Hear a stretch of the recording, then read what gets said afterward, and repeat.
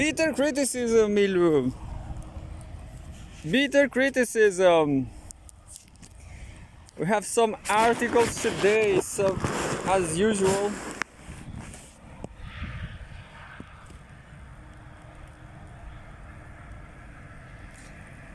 Today we don't have the landscape, but Luna is not here neither.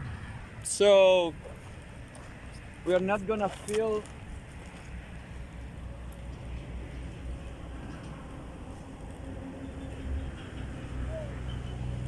the good news is that today's like foggy. I would not say foggy, but cloudy. Today's cloudy. And well, Murcia is not suffering from the heat. Today is a good day for wear yellow glasses, you know, because the black glasses like this is kind of too dark. You cannot see very well, but without the glasses it's too light. It's a tricky question. It's a paradoxical question. So March 10th, I should have a. Oh, I guess I lost the news. I'm not sure.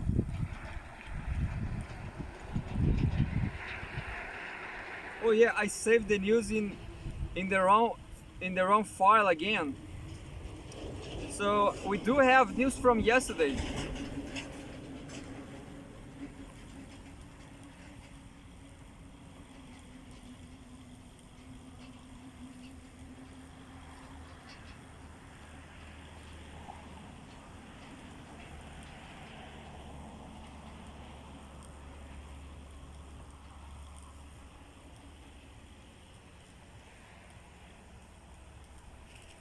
And well, we have some news. Some news from Russia Today and CGTN, I guess.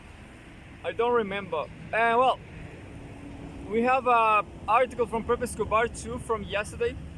So I don't know what.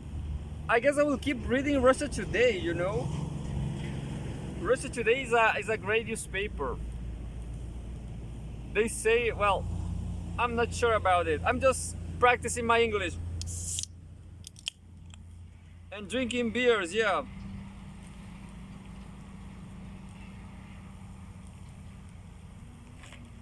Drinking soda beers as a breakfast. I didn't pay much attention, but it looks like my beer dealer doesn't have beer today. So, Russia Today. March 9th, 2024, yesterday. Whole world news.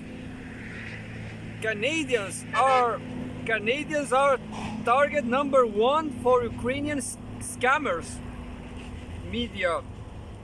Hundreds of fraudulent call centers have been established in Ukraine and Eastern Europe to run investment scams. CBS has reported. Canadians are target number one for Ukrainian scammers. Media. Canada has become a major target for scammers operating from Ukraine and Eastern Europe. CBC Radio Canada reported this week, adding that the nation has been seen as easy prey by the criminals due to the authorities' inaction. Yeah, looks like Canada, Trudeau, looks like he's been not a good president at all. Looks there's a big crisis because of him. So Trudeau maybe is beautiful. I don't remember his name, but I don't remember his name. But Trudeau looks like he's incapable.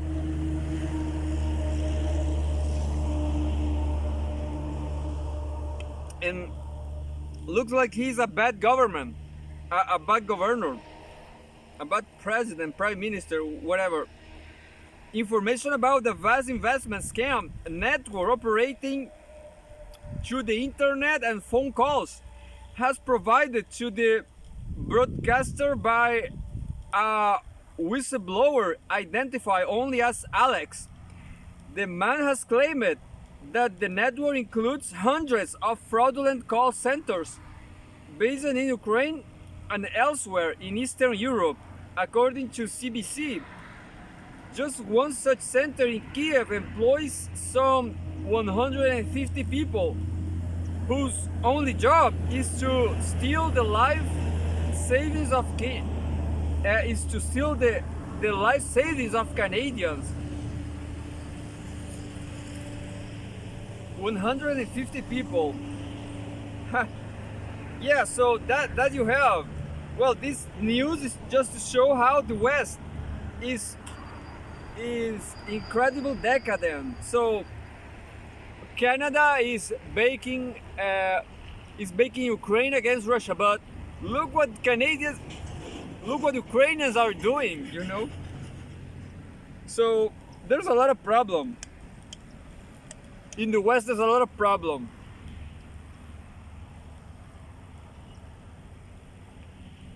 Maybe there's a lot of problem in Russia too, but I guess West problems are bigger. Who knows?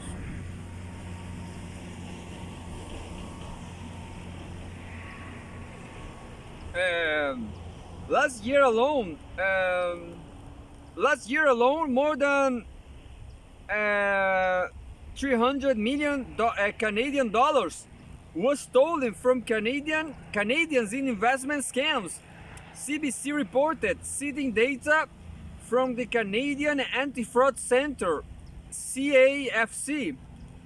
That was 9 times as much as in 2020, the broadcaster said, adding that half of these losses were linked to cryptocurrency fraud.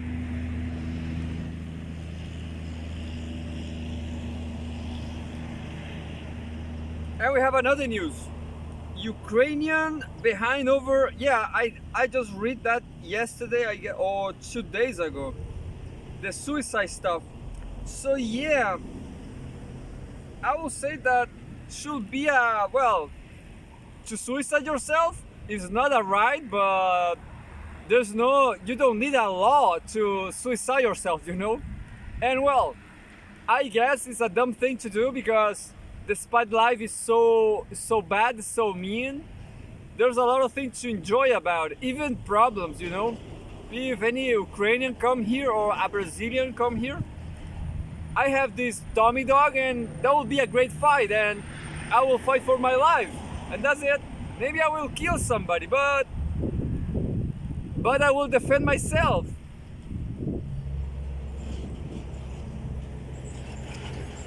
Just like the Russians. Anyway,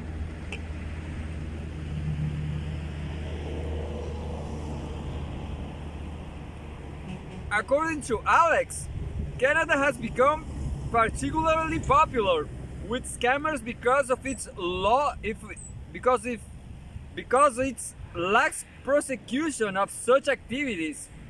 I see that Canadians are target number 1. I think it's because law enforcement has made no real prosecutions of the scammers, he told CBC. I think this makes an impression for the scammers that Canada is an easy target. The criminals lure their victims through social media, ads on Facebook, and other platforms offering risk-free, high-yield cryptocurrency investments, CBC reported. Such ads reportedly often include images of Canada's prominent public figures, like Prime Minister Justin Trudeau or opposition leader Pierre Poilievre, supposedly promoting the investments. According to CBC, the scammers started recruiting people to specifically work with Canada only. A Radio Canada journalist was able to apply for such a job at a Kiev-based call center that exclusively targeted Canadians.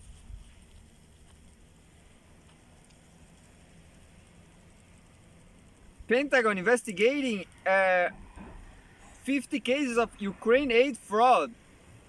Such agents were offered a monthly base salary of 1,200 and a 10% commission of all the money they stole. Those who were able to get $100, 100 Canadian dollars from their victims per month could see their salary rise to $1,500, the broadcaster reported. According to Alex, so this news is great to know that cryptocurrency is as bad as it looks.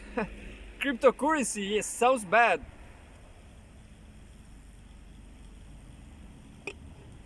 And is bad as well.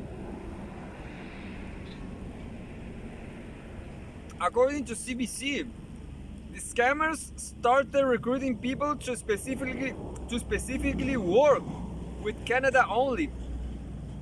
Pentagon investigating 50 cases of Ukraine aid fraud. This is another news.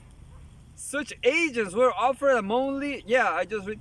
According to Alex, the stolen money could then be used to finance other criminal activities. It's going to corrupt authorities. We don't know where the money goes. It can go to the black market, maybe to drugs, maybe to weapons. Destination unknown, he warned. These criminals love Canada, Mark Solomons. As Mark Solomon says, a senior investigator at IFW Global, an Australian company specializing in fraud recovery, told CBC, according to him, the government does not put enough effort into prosecuting such cases, and the chances of the criminals being caught are very slim. Several law enforcement agencies and ministries contracted by CBC, including Public Safety Minister Dominic LeBlanc's office and the Royal Canadian Mounted Police, as well as the Foreign Ministry, refused to provide any comment on the issue. Yeah.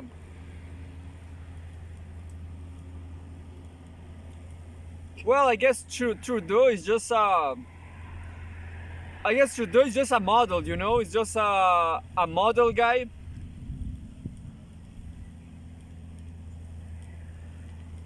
Who doesn't care about the serious world, the real life.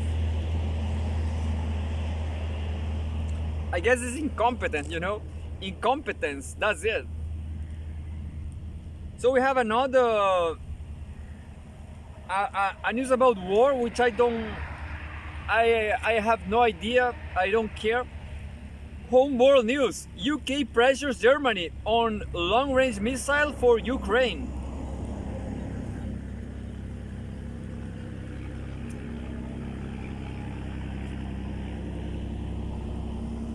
Well, I don't care much about this news because to me they are just missiles. Well, it's always nice to read everything, but this is too specific about war. March 9, also business news, home business news. Germany's economic backbone on the brink. Bloomberg. Berlin has curbed spending, having limited some funds for businesses that were already struggling with higher energy costs. Yeah, as everybody predict that Germany is, maybe is bankrupt. Who knows? Maybe Germany is still great, but is not doing great now. Germany's economic backbone on the brink. Bloomberg. German family-led companies, traditionally seen as the backbone of the country's economy, have found themselves on the verge of bankruptcy. Bloomberg reported on Saturday, citing business figures and industry analysts on the ground. Owners of roughly 3 million family-run businesses reportedly see critical investments in new technologies as unfeasible or not worth the trouble due to stiff economic headwinds, elevated borrowing costs, and a proliferation of red tape.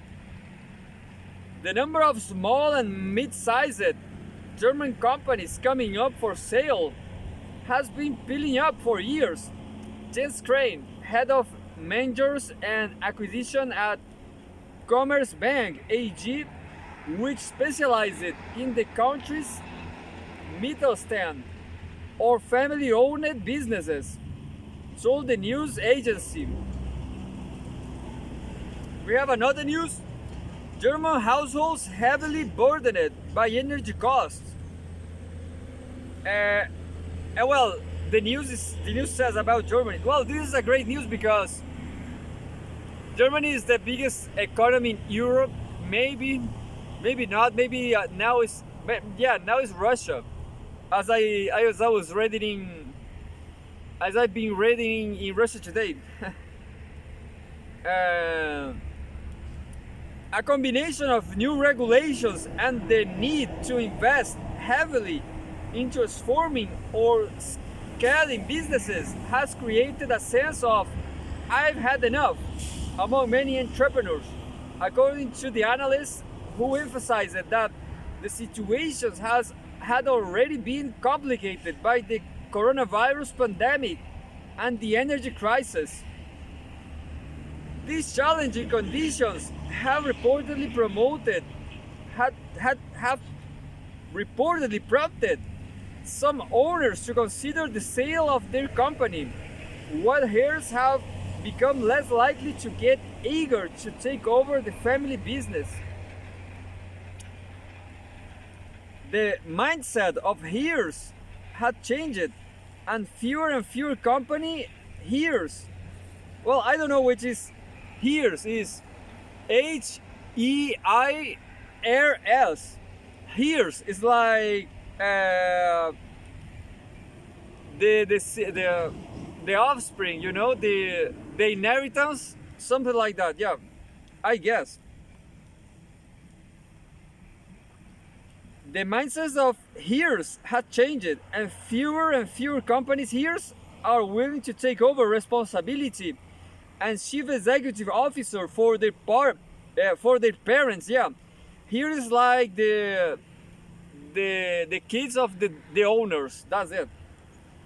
Jean-Philippe Fander, a partner at Provence Partners, a corporate finance boutique advising on sell sites for family-led companies in Germany, Austria, and Switzerland, said as quoted by Bloomberg. Yeah, that's normal. I don't remember now, but definitely that's normal.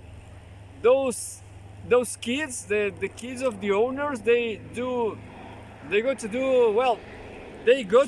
lose a lot of money. That's the question. Yeah,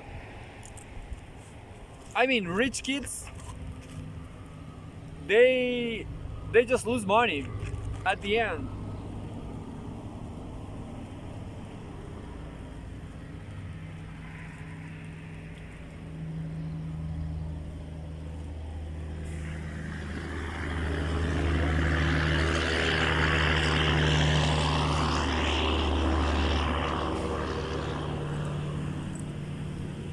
I lost myself here.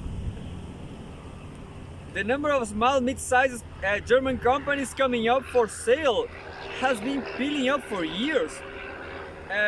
Jane Crane, head of mergers and acquisitions at Commerzbank AG, so they are selling companies. Well, maybe the Chinese will buy it, I guess, and there's no problem about it, you know. Well, this is a historical tendency, you know. The rich get poor and the poor get rich, and that's it. It's a matter of competence, you know. It's a matter of willingness.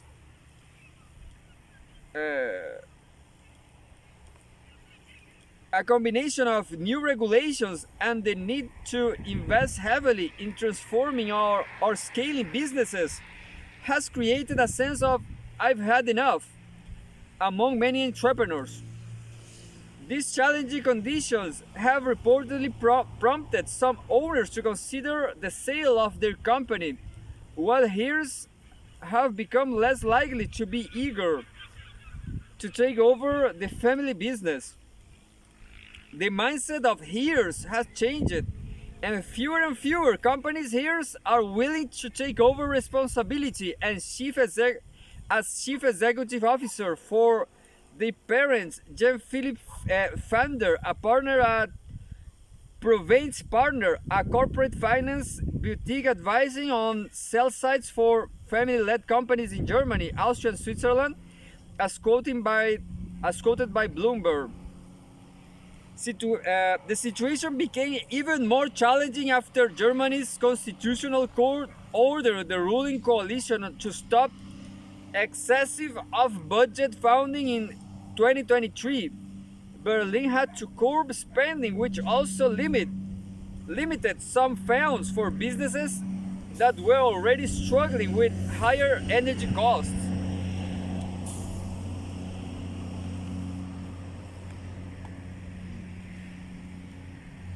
You know, about what I know about Germany is that there are a lot of industrial people, a lot of business entrepreneurs had moved to the US, I guess.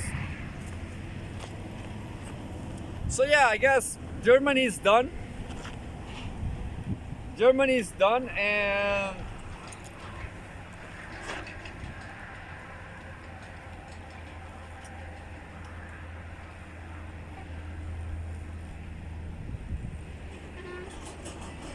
Germany is done, and the industrials are going to China or US. That's it. Yeah. So that's the multipolar world. There's no more Europe. Yeah. I guess it's not that multipolar, isn't it? It's like just China, USA, and Europe is not there anymore. And yeah, I guess I have to go to China.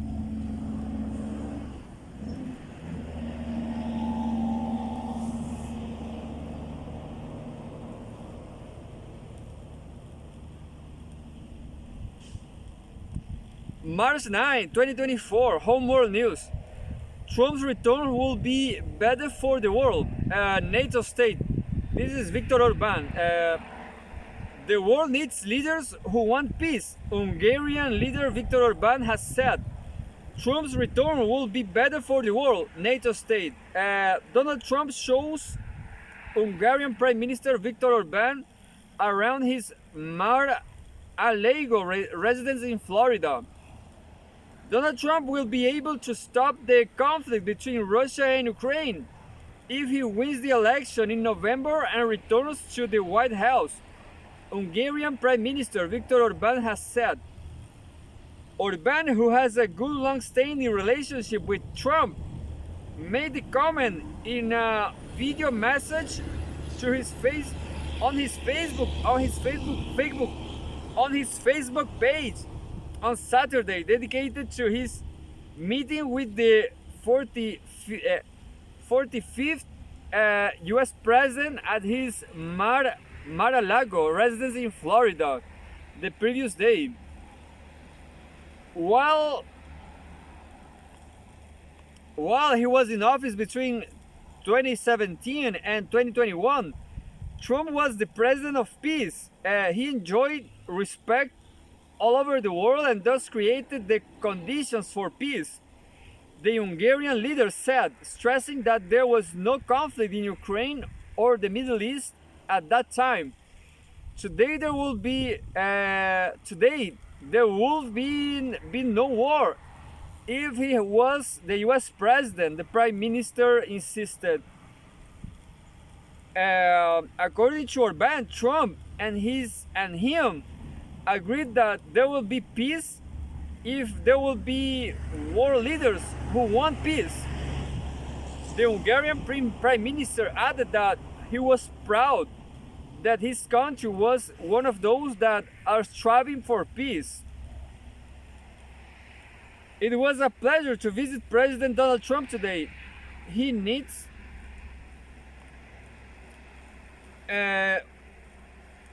we need leaders in the world who are respected and can bring peace. He is one of them. Come back and bring us peace, Mr. President. This was on Twitter, on X. I'll do some comment about all this. Well, the news is long. I don't know why. Orban Victor, Prime Minister Victor Orban, March 9, 2024. Since the start of the conflict between Moscow and Kiev in February 2022, Hungary has been consistently calling for a diplomatic solution to the crisis.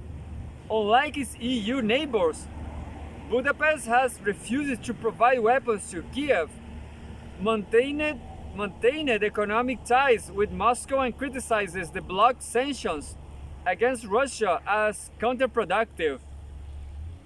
Russia has repeatedly said that it is ready for dialogue, but stressed that it hasn't been getting any reasonable proposal that will account for the actual situation on the ground for Kiev or its backers or bakers in the US and the EU. According to Moscow, in such conditions, it has no other choice but to keep pursuing its goals in Ukraine via military means.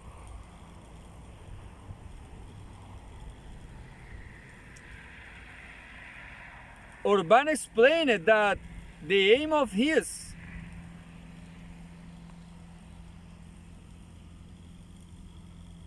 just a second.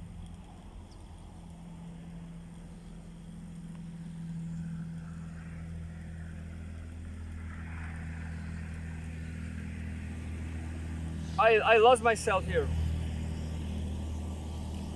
Orban explained that the aim of his visit to Florida was to say frankly that Trump's second presidency will be better for the whole world, not just for ties between Budapest and Washington.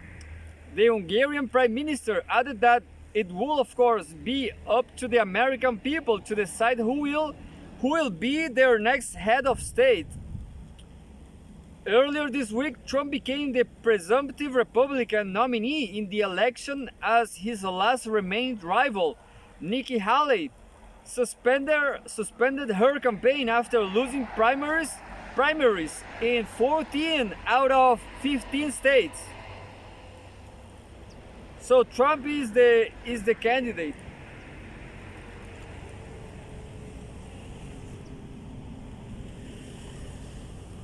US President Joe Biden lashes out at both Trump and Orban during a campaign stop in Pennsylvania on Friday.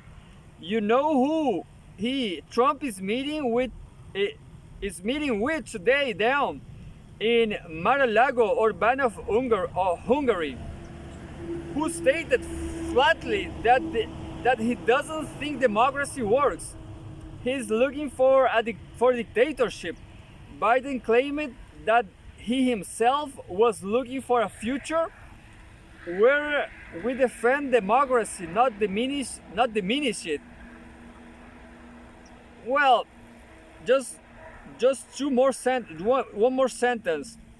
During his campaign, Trump repeatedly vowed to settle the Ukraine conflict within 24 hours if he returns to the Oval Office, claiming he will sit down with both Ukrainian President Vladimir Zelensky and his Russian counterpart Vladimir Putin.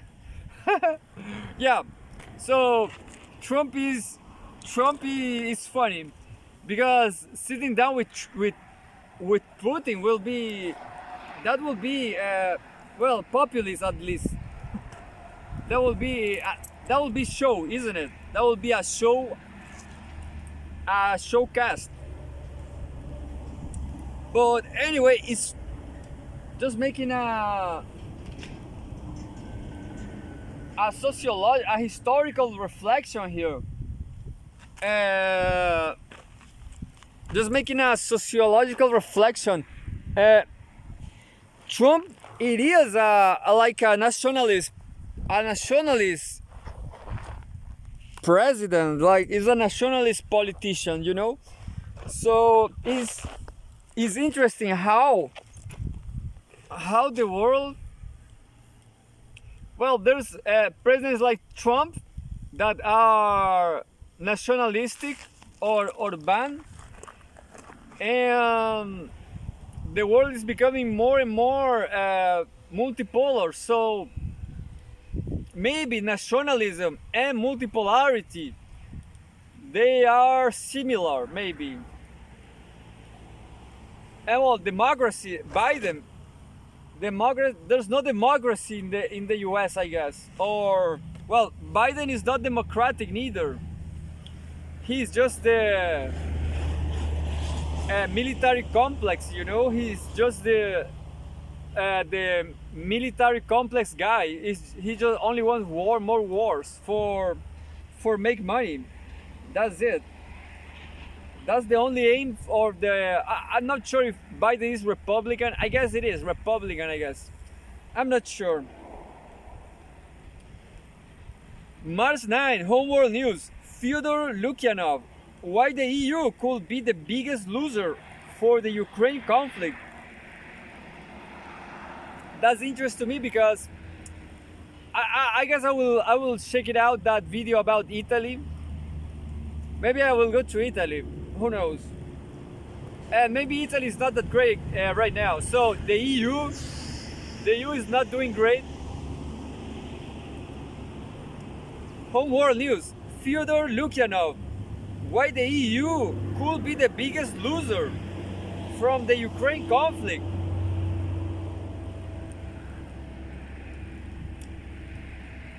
As alarm bells ring in the West, Emmanuel Macron's talk of NATO troops in Ukraine reflects a fear of failure.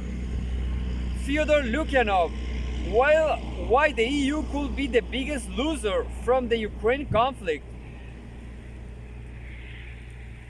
French President Emmanuel Macron has acknowledged that the Fifth Republic will not send its troops to Ukraine in the near future.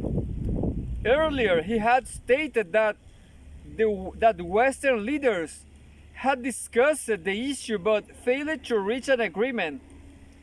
The evolution of the Ukraine crisis has had paradoxical consequences. 2 years since the most acute phase began, Western Europe has found itself at the spearhead of the confrontation, not only in terms of the costs it has incurred, which have been discussed from the very beginning. Now the possibility of a military conflict with Russia is being raised much more loudly in the old world than on the other side of the Atlantic, and France is the instigator. Macron's statement on the possibility of sending NATO into the war zone seemed spontaneous to many, but a week later, Paris insisted it was deliberate and well thought out. So yeah, France is like a satellite of the US too.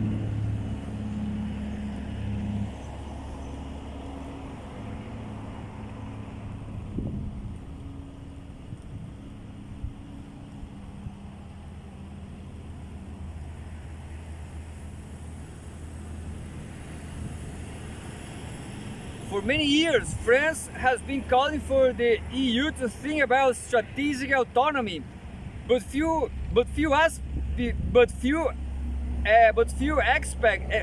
expected this version of its realization. On the other hand,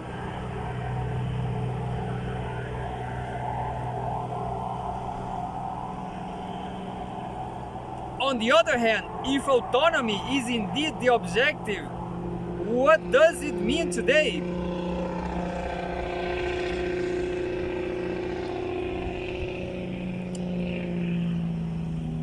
The noisy truck, yeah.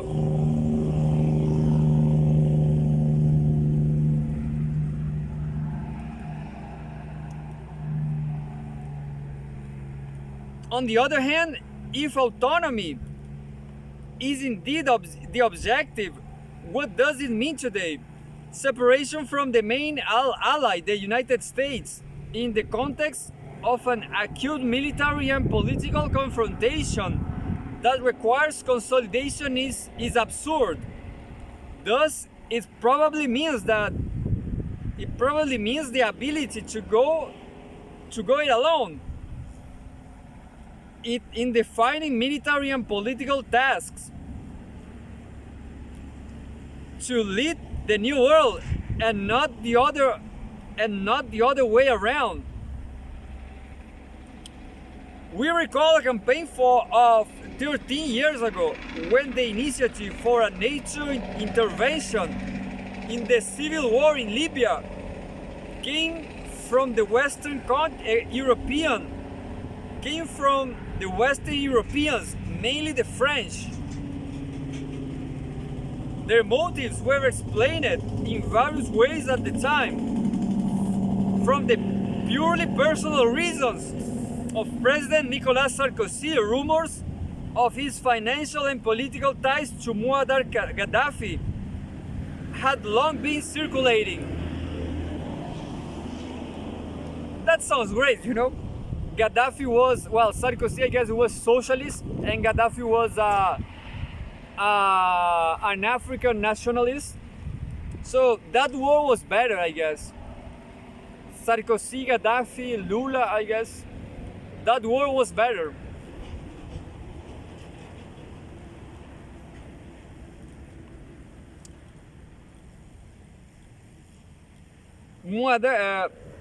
Political ties to Muammar Gaddafi had long been circulating. To a desire to achieve an easy victory over a weak enemy in order to strengthen both general prestige and influence in Africa. In London, David Cameron, and Rome, Silvio Berlusconi, there was a similar resonance.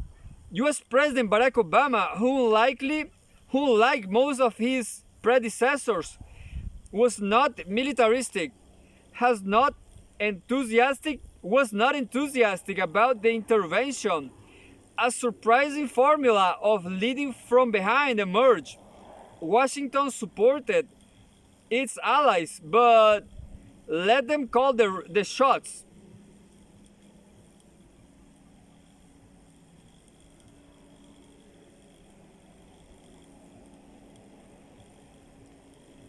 We have another news. Sergei Strokan. Is this real reason why Victoria Nuland quit? I didn't read that because Victoria Nuland is like, it's too unfamed, you know? It's too unfamed. There's nothing good about her. Oh, I lost myself in this news. The US could not sit back as the situation began to resemble not a lightning success for NATO, but the Suez Crisis of 1956. Back then, Paris and London also tried to act as their own risk to reserve the loss of prestige amid splintering colonial empires, but instead the final page of the colonial chapter was turned, and not only the USSR but also the US failed to achieve its objectives. Both new superpowers believed it was time for the old grandees to retire. In Libya, the failure of the European allies was unfortunate for Washington, so it had to get involved. The result is well known. They got what they wanted. The regime was overthrown. Gaddafi was brutally killed. But at the price of the collapse of the country and the emergence of a new center of chronic instability. There is no point in comparing that situation with the current one, because both the structure and the scale are different. But Western European militancy is there for reasons that are not entirely clear. Now, as it turns out, even in Germany, which preferred to keep a low profile on Iraq and Libya, where does this fearlessness come from? It seems that previously the constant incantation was to prevent NATO from being drawn into a direct nuclear conflict with Russia, and now suddenly Paris is talking about strategic ambiguity, about a cunning game to confuse Russian President Vladimir Putin and make him afraid to take decisions because of possible irreversible consequences. Let him be afraid of the next steps, not us. Well, this news is too long. I didn't like it. It's too long. I mean, this subject is not so tricky. So this news is going like, well, this is a huge article. This is like a column. It's too long. It's impossible. I guess it's interesting, but well, next time I only will read Pepe Escobar, I guess. This news was too long.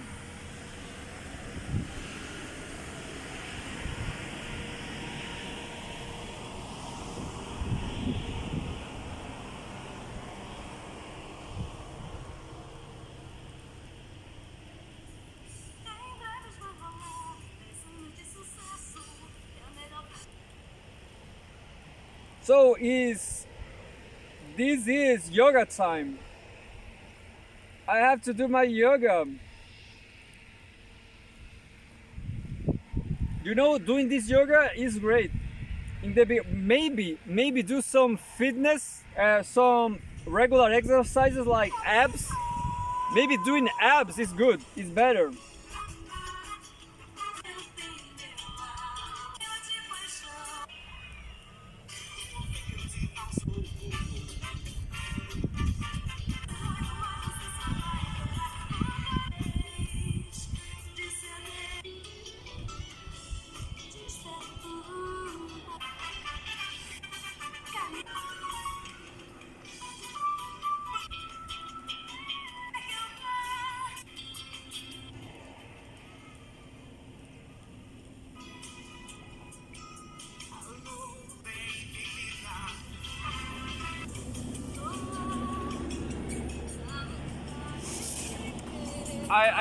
I didn't found the lyric I wanted.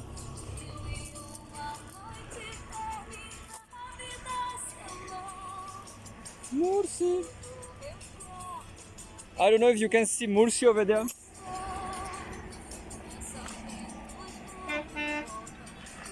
Yeah, there's Murci, I guess. Yeah.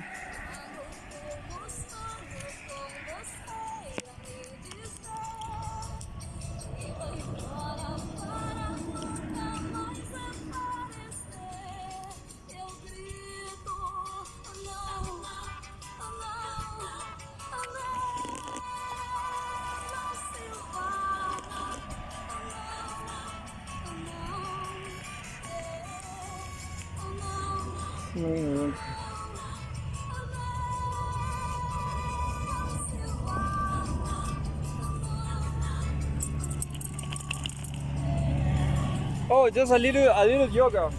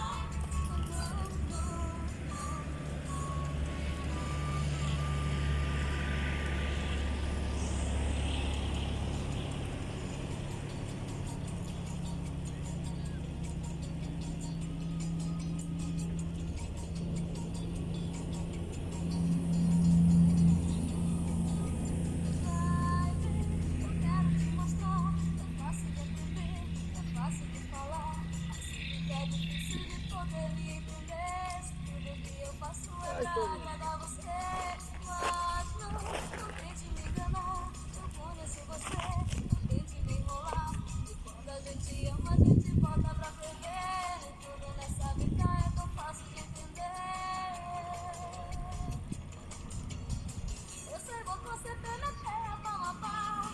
Você me ama, mas tem medo de falar, querido. Eu sei bem que você Teleteia, Amapá. Você me ama, mas tem medo de falar, querido. Oh, querido. Ai, bem, eu quero te mostrar. É fácil de aprender, é fácil de falar.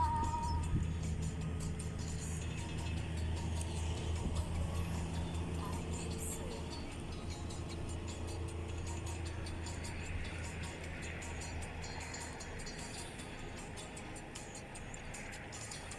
Eu sei bom que você Teleteia, Amapá.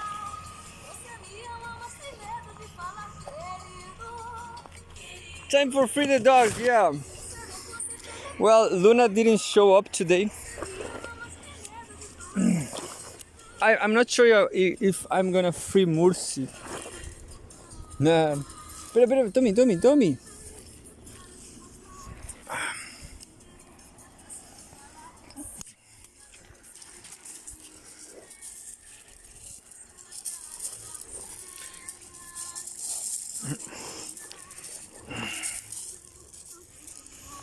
Anda, Mursi, anda.